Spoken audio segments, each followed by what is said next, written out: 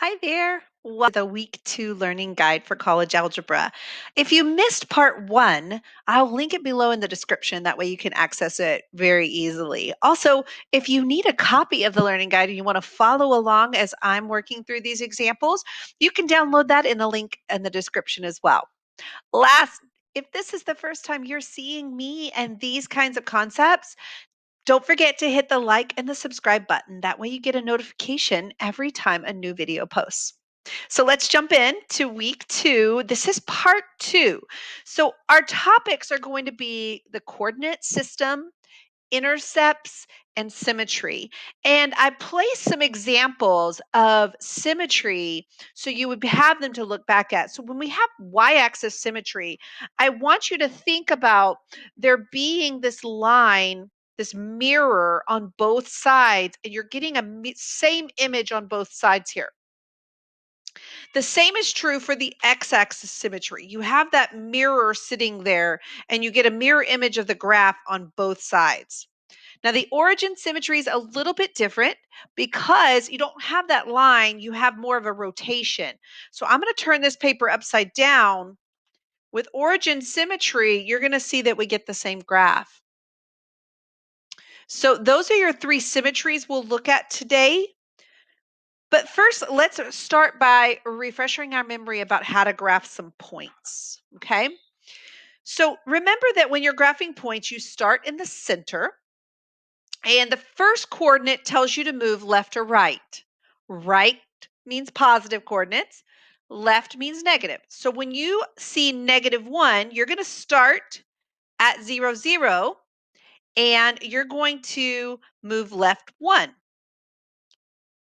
Now you look at the second coordinate, and this tells you to go up or down. Negative would mean down. So I'm going to go down 3. 1, 2, 3, and I put a dot there. This is the point C. Let's do the point M. So I start in the center. My first coordinate tells me to go right because it's positive, and down because it's negative. 1, 2, 3. So this is point M. Then we do point A. So we're going right. 1, 2, 3, 4, 5. And up 6. 1, 2, 3, 4, 5, 6 here. And then finally, we'll go plot T, which is -9. So we're going left 9, count them out there, and up 1. And there's my point. So remember that first coordinate tells you left or right. Second coordinate tells you up or down. Okay, now let's look at number 2 then. We're asked for what are the intercepts. Now the intercepts are where a graph touches the x or the y-axis. So when we look for an x-intercept, we're asking where does this graph touch the x-axis? The x-axis. Well, it touches it right here. And what are those coordinates? Well, those coordinates start at the origin and we move 1 to the left. So that's a -1. And then we don't move up or down, so that's a 0. Now the y-intercept, that's asking us where does it cross the y-axis? Well, this graph crosses the y-axis right there and right there. So what are the coordinates for this point? Well, we don't go right or left, so that's a 0, but we go up 2. And then the second one, we don't go right or left, but we go down 2. So there are my intercepts, my x and y intercepts. Now, my symmetry, okay, which kind of symmetry does it have?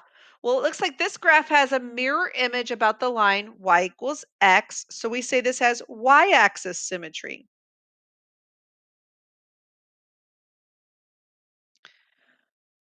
Now, for our intercepts and our symmetry, if we're not given a graph, we're given an equation instead. I'm going to go to my good old friend Desmos calculator. So let me switch my view here so you can see my Desmos calculator. I'm going to type in this equation, y equals 2x squared minus 8 so that I can see a graph. And then I'm going to identify my intercepts, first of all. Now, if you will, use your cursor and hover over that. Desmos will tell you the value for that intercept. So my x-intercept here is -2, 0. And then go hover on the other one and 2, 0.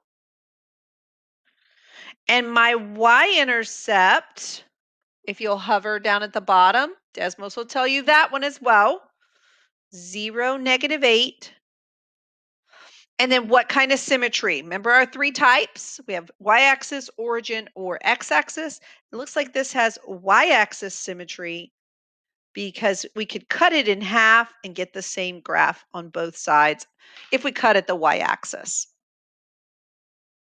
Okay, I'm going to switch back so we can get a better view for problem number 4, the last problem on this particular part of the learning guide. It says to draw the remaining portion of the graph if it must have x-axis symmetry. So where else would we have graph? Well, if we're going to get a mirror image about this x-axis, we're going to have another part down here. So this point that I see right here, it's going to have to show up right there so that I get a mirror image, right? I get the same on both sides of the x-axis.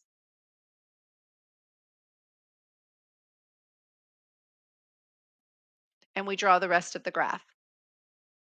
So this finishes up for part 2 of the learning guide. I'll link part 3 next so that you can stay on top of our concepts for this week. Don't forget to like and subscribe. That way you get notification every time a new video is posted.